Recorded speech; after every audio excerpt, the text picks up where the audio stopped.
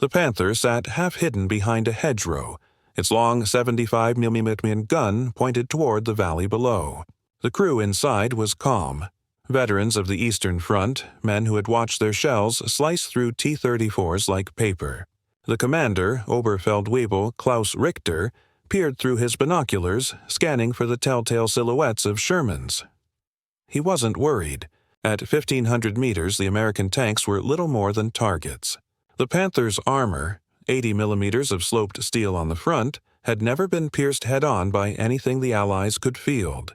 To his crew, it was a fortress with tracks. The first flash came from the tree line opposite. A thunderclap followed, rolling across the valley. The gunner laughed. "Sherman, too far. It will bounce." A heartbeat later, something impossible happened. A spark erupted where the glacis met the driver's plate. The armor didn't ring. It cracked. The shot tore through the transmission housing, ricocheted inside the fighting compartment, and burst out through the rear engine deck. Smoke filled the turret. The loader screamed. Klaus froze. His mind refused to accept it. A Sherman, at nearly a kilometer, had just killed a Panther, frontally. He stumbled out of the hatch into the choking air, staring at the hole. It was clean, surgical, a fist-sized wound edged in molten steel. The myth was gone. Far across the field, a U.S. tank commander lowered his periscope and said quietly to his gunner, "That one went clean through. HVAP's doing its job." The battlefield had just changed. And in that instant, the German army's most feared weapon had learned that invincibility had an expiration date. The making of the myth, how the Panther became a fortress on tracks. In 1943, as the smoke cleared over the wreckage of Kursk, one machine emerged from the battlefield as the symbol of German engineering supremacy, the Panther. It was fast, sleek, and lethal. A tank designed not merely to fight, but to terrify. The Panzerkampfwagen V Panther had been conceived in panic. The appearance of the Soviet T-34 in 1941, with its sloped armor, wide tracks, and deadly 76.mm gun, had shaken the German command. The Wehrmacht needed an answer, and it needed one fast. The result was a compromise between necessity and obsession. A tank that borrowed the T-34's sloped armor concept but improved it with German metallurgy, optics, and firepower. By the summer of 1943, the Panther entered the field. Its KWK-42 L70 75mm gun could penetrate a T-34's frontal armor at over 2 kilometers. Its glacis plate, 80 mm thick and sloped at 55 degrees, could deflect most Allied shells even at point-blank range. When it first appeared, Allied tank crews whispered one word over radio nets: untouchable. A weapon of confidence. To German tank crews, the Panther wasn't just a vehicle. It was protection incarnate. Many of its early drivers had watched older Panzer foes burn under Soviet fire. The Panther changed that dynamic. Crews began to feel untouchable, even reckless. They learned to engage from long range, confident that enemy shells would bounce off their armor with a ringing clang. In the West, reports of the Panther's performance spread quickly. When the Allies landed in Italy and later in Normandy, Panther battalions were deployed in critical defensive lines. Each tank represented a mobile fortress. Even a single one, properly positioned, could halt an entire armored column. A captured U.S. report in late 1943 summarized it bluntly. No weapon currently available to American forces can reliably penetrate the Panther's frontal armor at standard combat ranges. This realization was devastating for Allied morale. Crews went into battle knowing their best weapon, the 75mm M3 gun on the Sherman, could not kill a Panther from the front at any distance.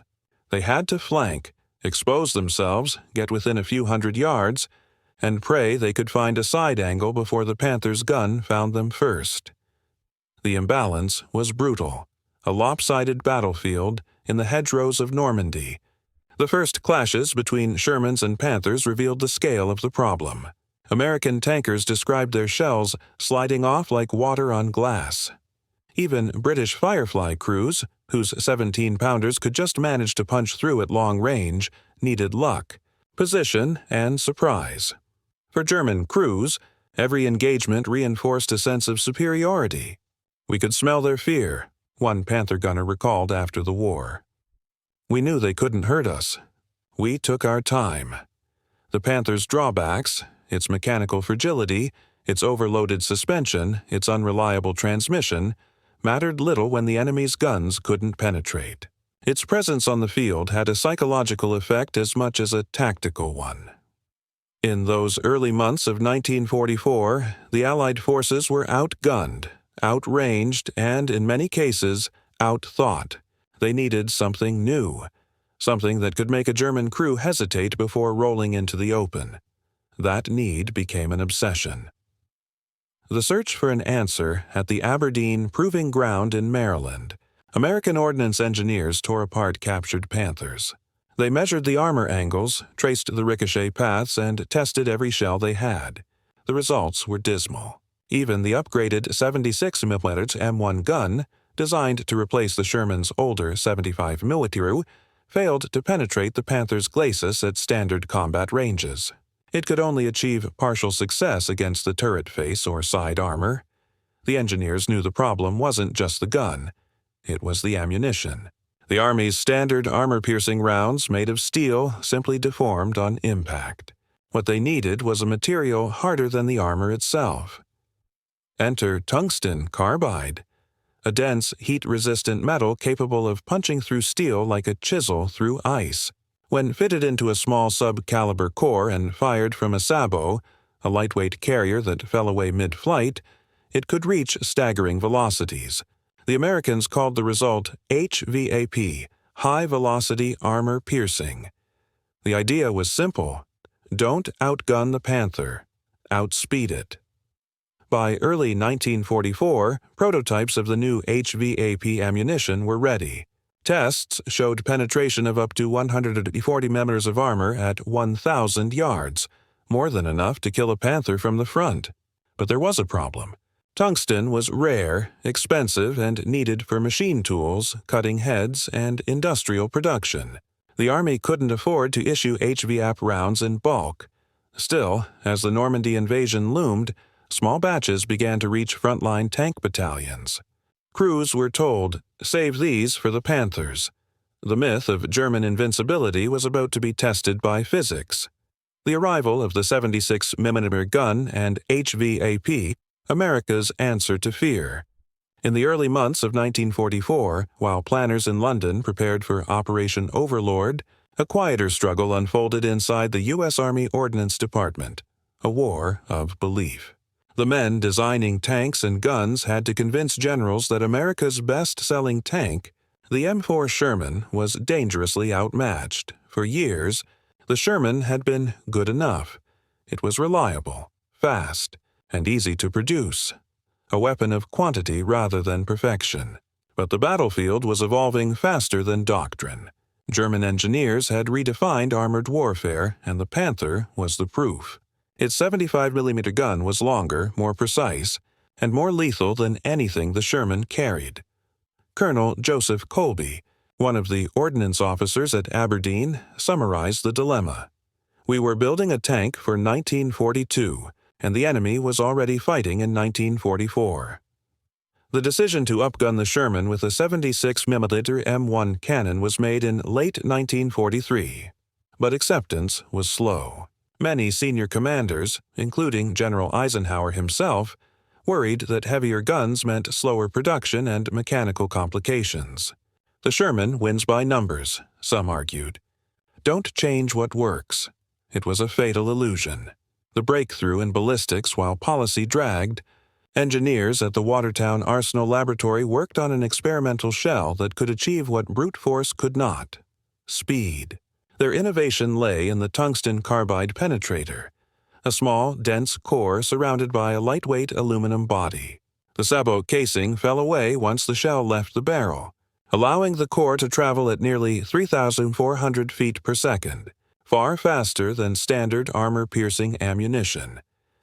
This was the M93 HVAP, High Velocity Armor Piercing, round.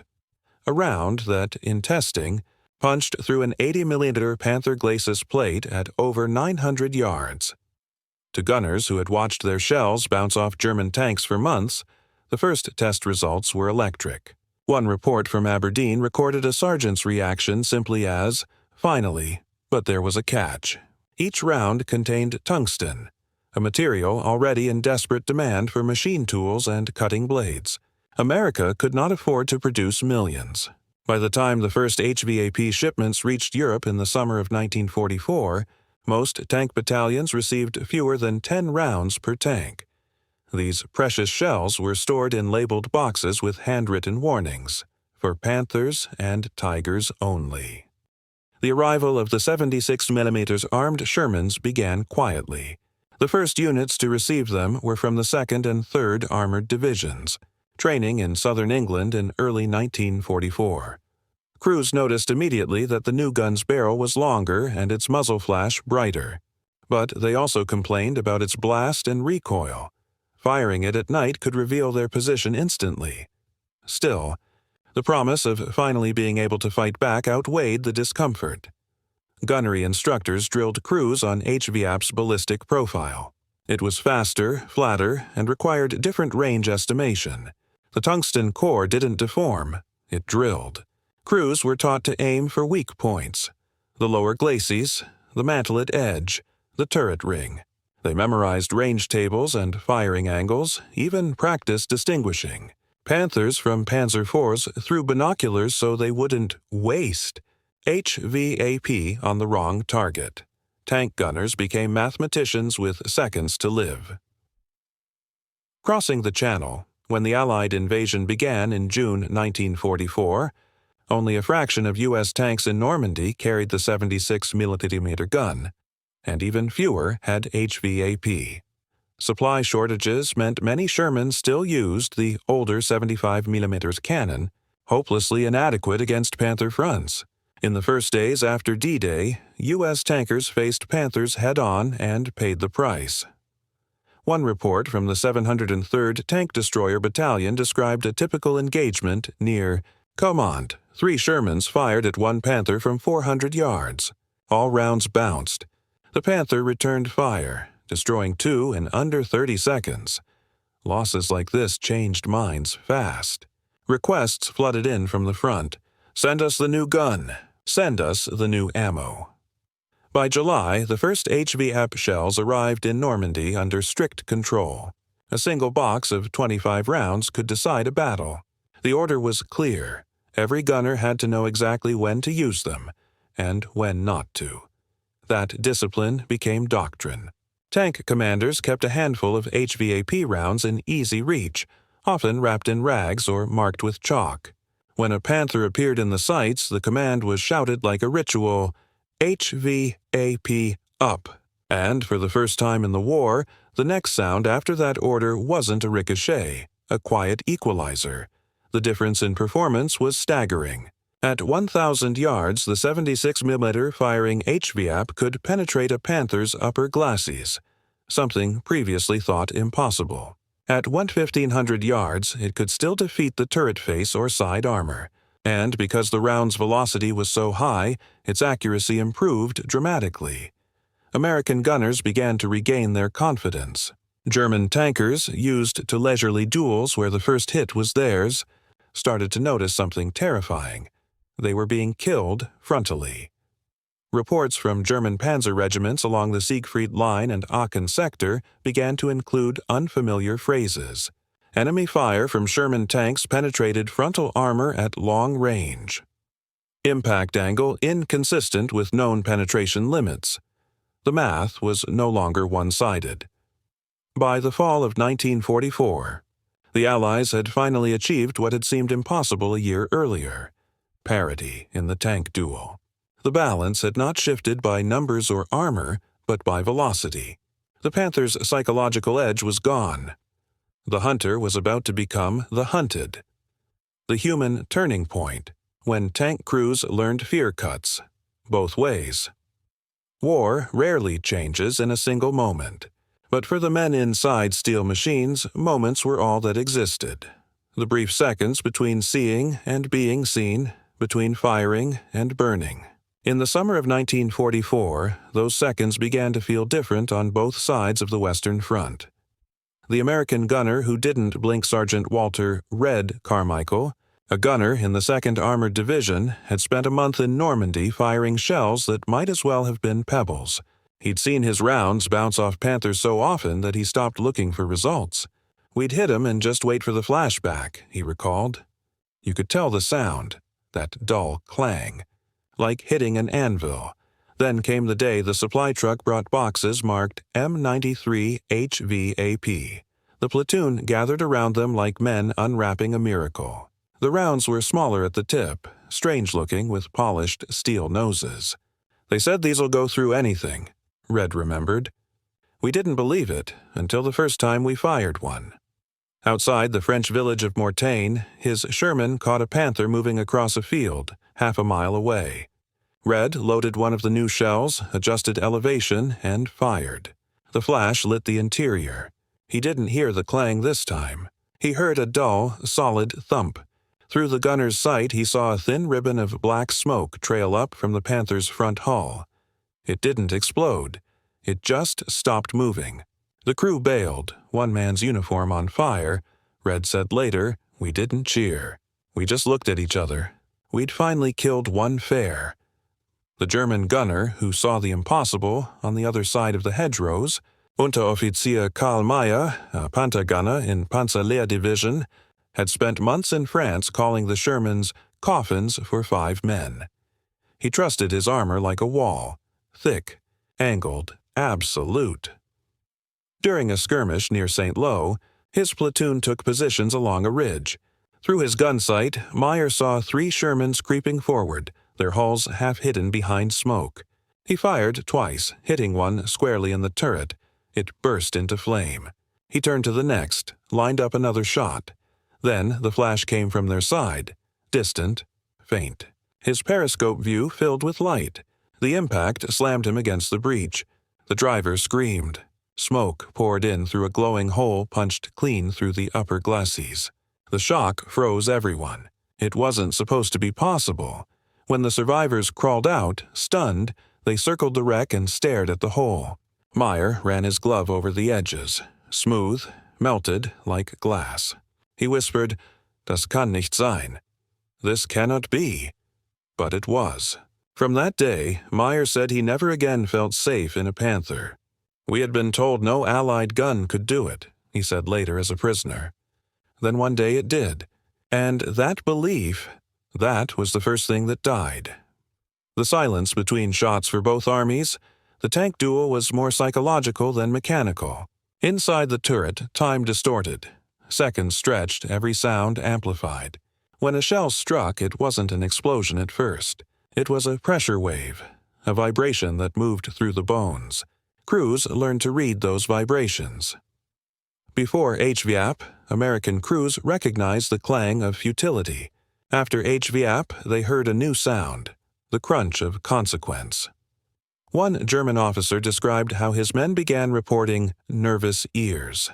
They flinched at distant gunfire, unsure if it came from a 75mm or the new 76mm firing the Blue Core round. Rumors spread faster than reports. Panthers destroyed at long range became whispered proof that the Americans had silver bullets. It wasn't superstition. It was physics finally catching up to confidence. New rules of engagement, tactics changed almost overnight. American platoons began to fight differently, slower, coordinated, deliberate. Instead of flanking recklessly, they used cover, let the 76mm tanks engage from range, and waited for the Germans to expose themselves. Tank destroyer units like the M18 Hellcat battalions became lethal. The Hellcat's light frame and 76mm gun-firing HVAP meant it could move, fire, and relocate before the enemy even traversed his turret. It was the perfect counter to an army built on static armor superiority. For German tankers, every engagement now carried doubt. Even with range advantage, they could no longer assume immunity. Reports from Panzer Brigades 106 and 111 during the Ardennes offensive noted a new hesitation, crews refusing to fight frontally, preferring ambushes and defilades. It was not cowardice, it was adaptation. The Panther was still deadly, but fear had entered the equation. The myth begins to crack war feeds on stories, and none was bigger than the Panther's reputation. For months it had defined battlefield balance. Now that reputation was cracking, not by propaganda, but by word of mouth among the men who had believed it most. At a field interrogation in late 1944, a captured Panther commander told his American counterpart, "Your Shermans are not like before. They shoot like our guns now." The American simply replied, "No, we just stopped bouncing." That line circulated across units like gospel. By autumn, the Allies were no longer fighting against a myth. They were dismantling it one tungsten core at a time. And in that dismantling, something changed permanently in the psychology of armored war. Steel could protect. But belief was what truly made a tank powerful. And belief was starting to die inside German armor. The science of shattered armor, when mathematics caught the Panther, beneath the smoke and dust of 1944's tank battles lay a quieter war. One fought in inches of steel, feet per second, and degrees of angle. It was not just about courage. It was about numbers. The HVAP shell, the Panther's glacis, and the laws of physics had met on the battlefield. And for the first time, the math was starting to favor the Americans. To understand why the Panther had once seemed immortal, one had to look at its glacis plate, 80 millimeters thick, sloped at 55 degrees. On paper, that angle turned 80 millimeters of steel into the equivalent of 140 mm. Then came the M93 HVAP round, and the rules changed. The tungsten carbide penetrator inside the HVAP shell wasn't large, but it was dense, roughly twice as heavy as steel by volume. When fired from the 76-mm M1 cannon, it left the barrel at 300-400 feet per second, a speed so high that even at 1,000 yards it still carried enough kinetic energy to shear through armor that had previously been invincible. The result was not a shattering impact like traditional shells. It was surgical. The round drilled, melting the contact point through friction, punching a perfect circle through armor and ejecting a cone of molten spall into the crew compartment. Crews called it the white flash. Survivors rarely described it twice. Velocity versus thickness. Tank warfare had always been a race between velocity and armor thickness.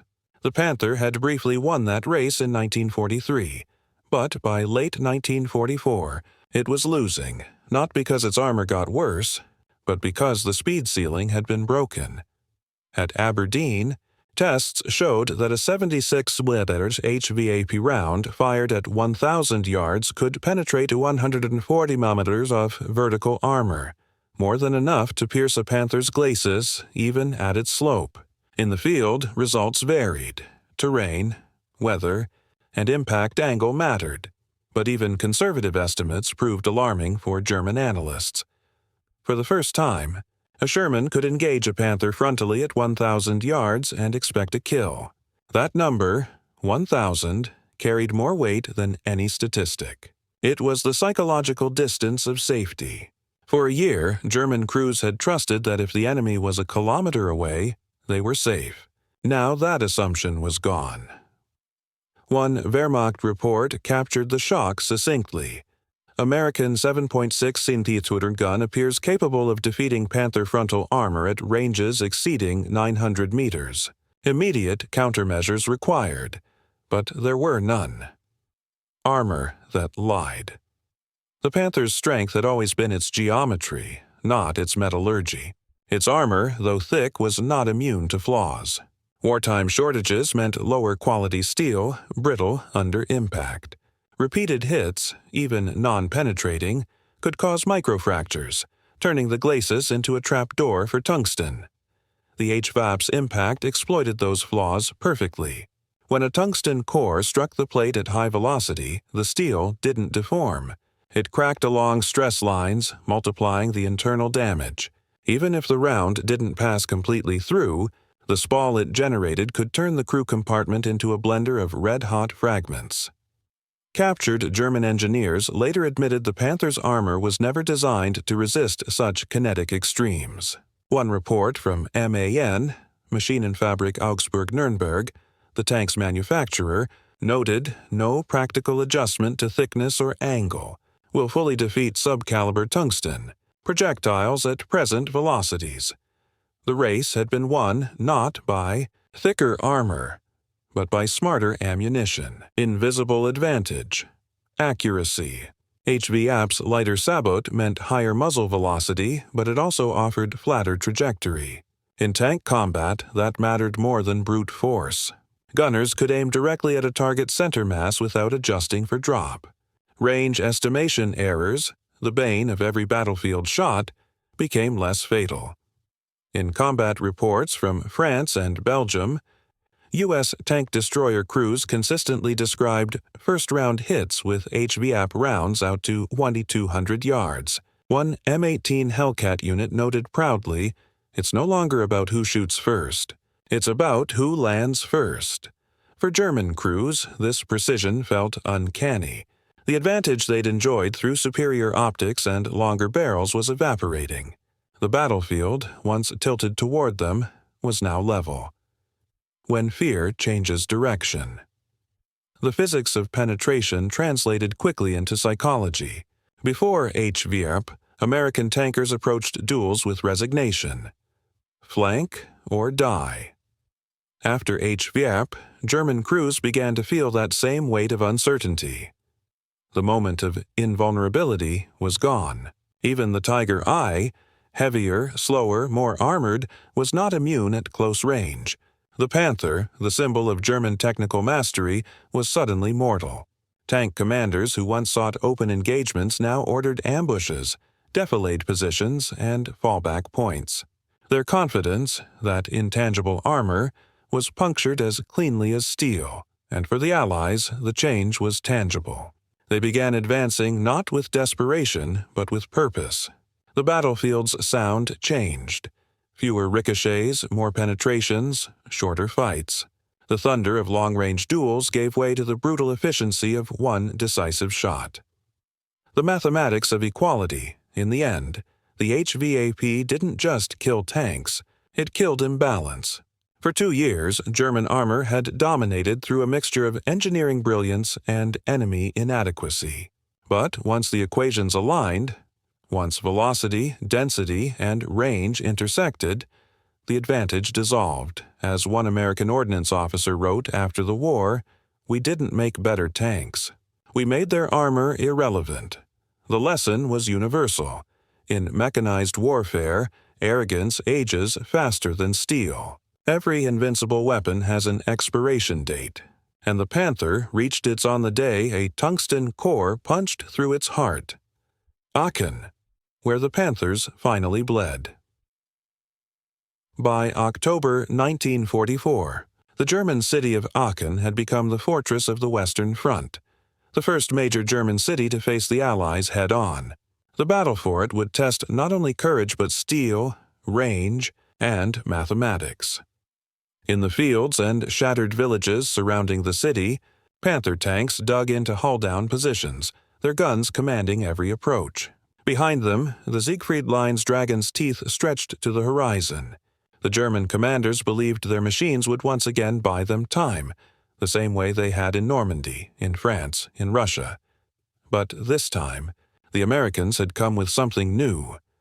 The 3rd Armored Division's advance on October 8, 1944. The 3rd Armored Division moved toward the Aachen sector, supported by the 703rd Tank Destroyer Battalion. Among its ranks were several platoons now fully equipped with 76 mm armed Shermans and the coveted HVAP rounds, each crew carrying fewer than a dozen, each one treated like gold. The weather was gray and heavy, visibility just over a mile. The Germans waited along a ridgeline beyond the village of Würselen. Panthers lay camouflaged under netting, their hulls dug in so only turrets showed. When the first Shermans crested the slope, the German guns opened fire. The first shell tore through a lead tank, blowing the turret hatch open. The column halted. It was a familiar rhythm, the dance of fear and fire the Americans had known for months. Then Sergeant Carmichael's platoon moved into position. He'd already killed one panther weeks before near Mortagne. Now, through the periscope, he spotted another. Stationary 100 yards away, its muzzle flash giving it away. He loaded HVAP, range 100, he called. On the glasses. The round cracked from the barrel, the recoil slamming through the Sherman's frame. 2 seconds later, a faint whump echoed. The Panther's gun ceased firing. Black smoke began pouring from its engine deck. 1 round. 1 kill. The shock in the German line. Over the radio net, a German platoon commander demanded a damage report.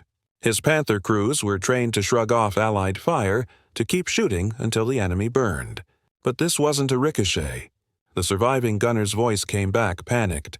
Front hit, Durchschlagen, complete penetration. The commander didn't believe him, until the second Panther beside him took a hit in the turret face, another perfect hole, followed by an ammunition fire. The German line began to unravel. Later that evening, an intelligence summary captured intercepted reports of confusion among the defenders. Enemy Shermans firing new type of shell. Penetration impossible to explain. For the first time, the battlefield conversation inside the German ranks was not about bravery or duty. It was about disbelief. As the battle pushed into the city itself, tank warfare turned close and brutal. Streets were narrow, sightlines short, ambushes constant. Panthers had always thrived in open country. Now they were blind, and when one of them rolled out into a junction to fire, its armor no longer guaranteed survival. An after-action report from Company H, 33rd Armored Regiment described a duel inside Aachen. Panther at approximately 900 yards, hull down behind rubble. Fired 2 APC, ineffective. Switched to HVAP. Penetrated through mantlet, fire observed within turret. Crew abandoned vehicle. That single sentence, written in a dry combat log, marked a quiet revolution. Before, the words penetrated and Panther rarely appeared in the same paragraph. Now they appeared again and again. By mid-October, the 3rd Armored Division had destroyed over 56 German tanks and assault guns in the Aachen sector. Nearly a third were Panthers. More than half of those were frontally engaged, something unthinkable just months earlier. A change in tone. The Panther was still lethal. Its gun remained deadly, its optics superior, but the aura was gone. The Germans. In late October, U.S. Army ordnance teams inspected the battlefield wrecks. They measured holes, took photographs, and gathered fragments for analysis. One report from the Armor Board at Isigny concluded M93 HVAP performed beyond predicted values. Panther glacis penetrations observed between 900 to 100 yards. Tungsten cores recovered intact beyond exit plate, translated into plain language.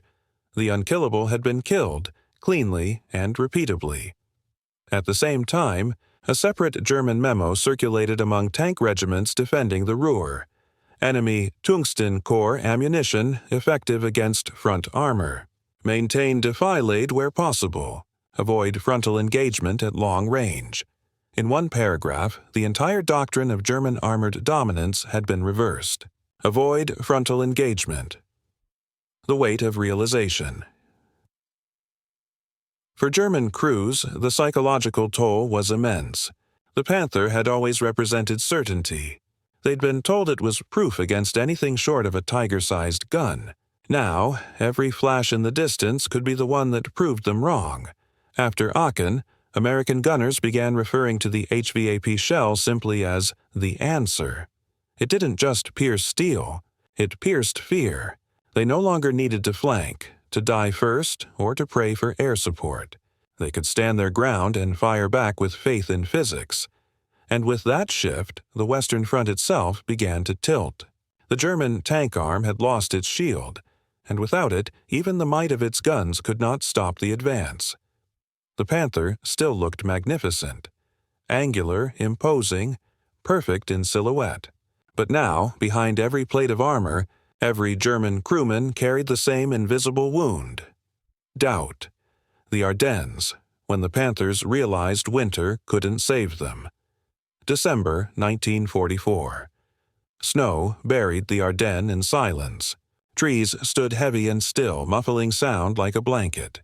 From the frozen hills of Belgium to the fog-choked valleys of Luxembourg, German tanks crept forward through white oblivion. Operation Wacht am Rhein, the Ardennes offensive, had begun. To the Wehrmacht, it was the last throw of the dice. A winter counteroffensive meant to break the Allied line, capture Antwerp, and force peace on Hitler's terms. The tip of that spear was the Panther. Hundreds of them rolled through pine forests and villages, engines growling low, mufflers steaming in the frigid air. For months, their crews had been told the same thing. The new American guns are rare, the tungsten is limited, and winter will favor you. But the snow did not hide physics, and the cold did not change velocity. Fog, frost, and the first shock on December 19th near the town of St. Vith. A platoon from the 2nd Panzer Division advanced cautiously along a tree-lined road. The lead Panther broke through the mist, only to take a single shot to the front. The shell didn't ricochet. It entered just above the driver's vision slit, burst inside, and vented fire through the turret roof. The second tank halted. Its commander stared in disbelief. From the front? Impossible! He turned his turret toward the tree line, searching for the source. Nothing but snow and shadow. Another flash, this time from the flank. Another clean kill. Hidden 200 yards away, M36 Jacksons of the 814th Tank Destroyer Battalion had been waiting. Each mounted the 90mm gun, a weapon already powerful. But two of their gunners carried a few HVAP rounds marked with yellow bands. The first had been enough. The snow muffled the sound of the impacts, but the result was unmistakable. In minutes, a German column that should have dominated the field was reduced to burning silhouettes in the frost. A U.S. sergeant watching through binoculars muttered, "They finally bleed." When ambush became a gamble, the German plan depended on surprise. Panthers waiting in ambush, striking before the Americans could respond. But now, surprise was no longer a guarantee of safety.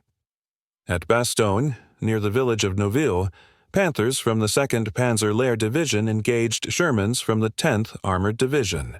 The Germans fired first, knocking out 2 tanks. The rest withdrew behind smoke as always. But when they re-emerged, they fired back from over 1,000 yards. The German gunner in one Panther saw the incoming tracer arc toward him, straight and fast. He braced for the familiar ricochet. Instead, there was a blinding flash and a sharp metallic crack. The front plate peeled open like torn paper. The loader beside him never moved again. The commander screamed for reverse, but the engine had already stalled from the blast. When the surviving crew crawled out, the tank behind them was burning too. The snow hissed as it melted around the wrecks. A captured officer from that fight later told his interrogators, "We were the ambushers, but it felt as if they had been waiting for us."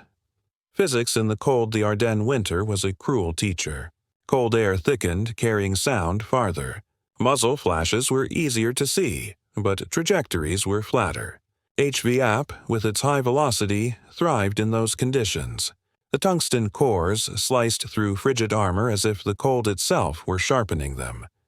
In after-action reports from the 703rd Tank Destroyer Battalion, gunners noted multiple kills at ranges previously deemed impractical. One commander wrote, "HVAP performed beyond expectation. Panthers engaged and destroyed frontally at 1,200 yards, temperature 18 degrees Celsius."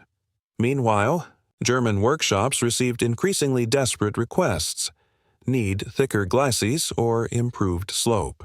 Current armor inadequate versus new American ammunition. The reply from Berlin was bleak. No material available. Conserve existing vehicles. The front was collapsing under both artillery and arithmetic.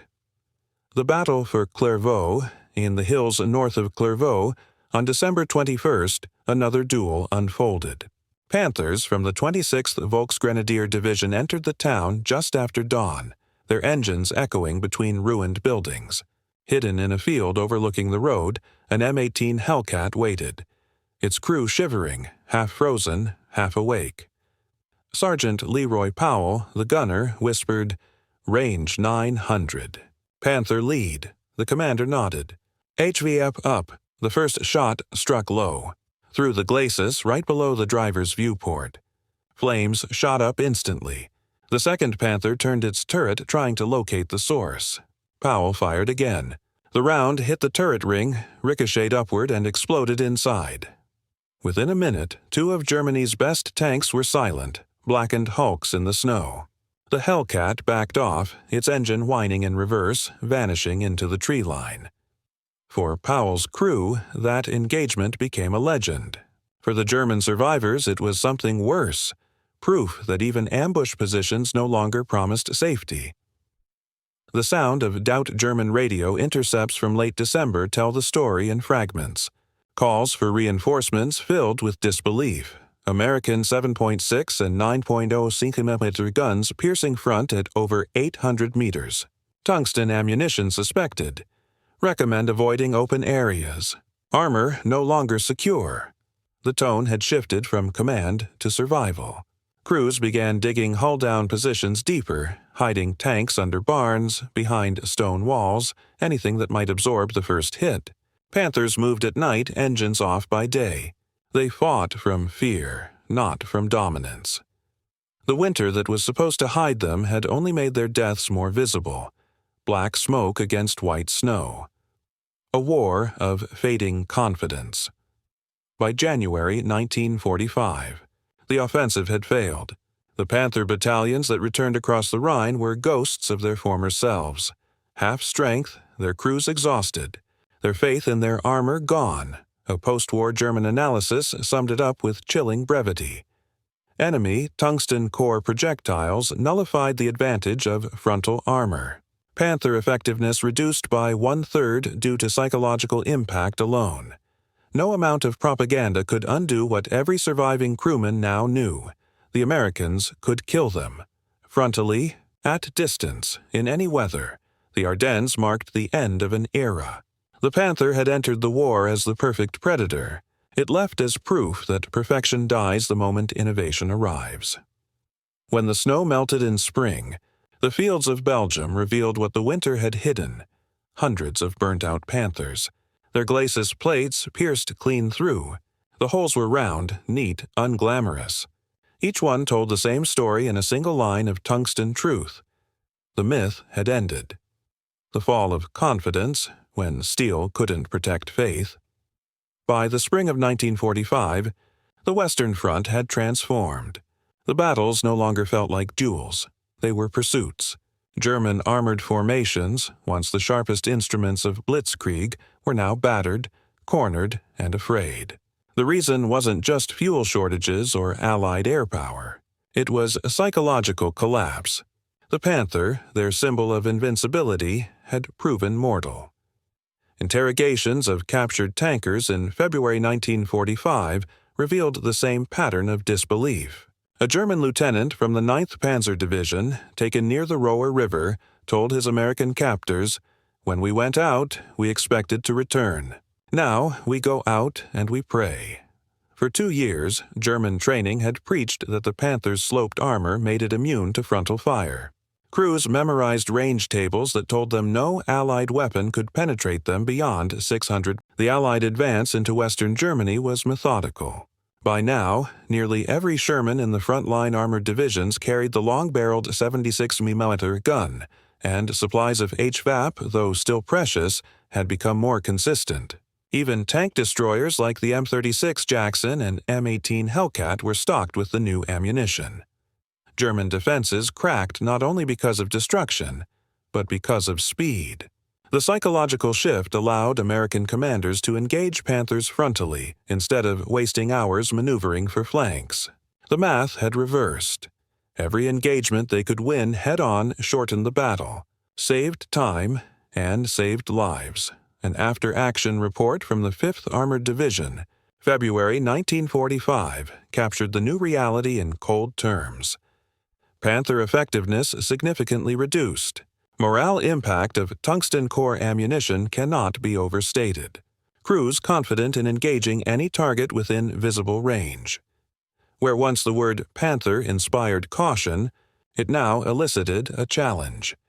The Panther's silent death by march. Many German tank crews had begun sabotaging their own vehicles when fuel ran low. They no longer tried to save the machines for later fights.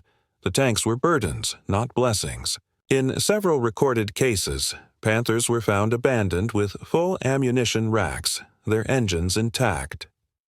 A German technical officer interviewed post-war explained why we no longer trusted the armor. We trusted distance, and even that disappeared.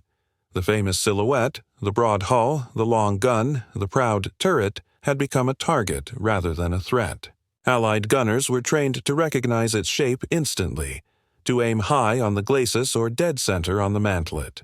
Even the sound of its engine, once the prelude to terror, had become a signal for an HVAP shell already chambered, and in the words of one American tank commander from the 4th Armored Division, "Once you know the big cat can bleed, it stops being a monster. It's just another hunt." The changing rhythm of battle. The Ardennes had proven a laboratory for new doctrine. The lessons learned there shaped every battle that followed through the Rhine, Cologne, and into the Ruhr pocket. No longer were tank duels drawn-out affairs. Engagements became shorter, deadlier, and precise. U.S. tank destroyer groups perfected their ambush patterns. 3 Hellcats or Jacksons forming a triangle, one firing HVAP to draw attention, the others striking exposed flanks. Panthers that tried to withdraw often found themselves tracked or hit in the rear before they could turn. By the time the Allies crossed the Rhine in March 1945, the idea of a Panther counterattack had become little more than a rumor. German crews either avoided battle entirely or fought in static defenses, waiting for infantry support that never came. The once dominant panzer divisions were dissolving into fragments. Tanks without fuel, crews without faith, armor without purpose. What the battlefield left behind. When the shooting finally stopped, Allied engineers combed through the wreckage. The fields of western Germany were littered with burned Panthers, sometimes 2 or 3 in a row, all bearing the same wound, a clean, round hole through the front plate. In one destroyed Panther found near Remagen, the entry hole was precisely 1.5 inches wide, the exact diameter of the tungsten core from an HVAP shell. The interior was burned and gutted, the tungsten slug still embedded in the transmission casing. A U.S. ordnance officer who inspected the wreck wrote in his notebook, "This is not destruction. This is surgery." He wasn't exaggerating. HVAP had turned armor combat into applied mathematics, and mathematics had no respect for myth.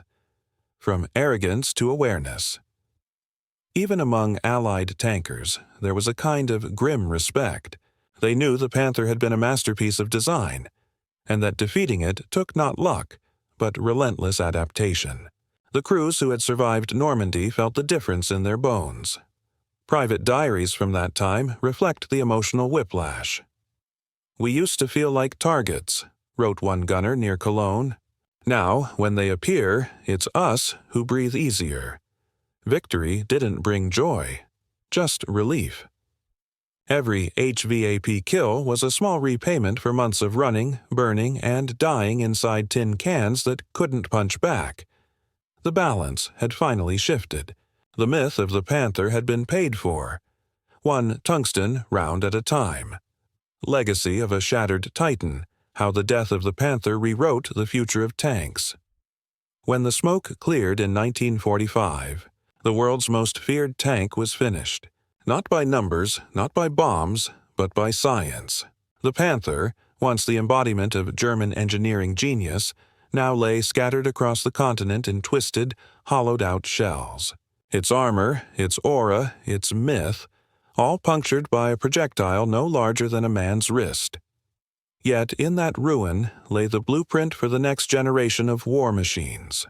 The Panther's death taught the victors and the vanquished alike that technology was not a wall to hide behind. It was a race no one could stop running. Lessons in overconfidence.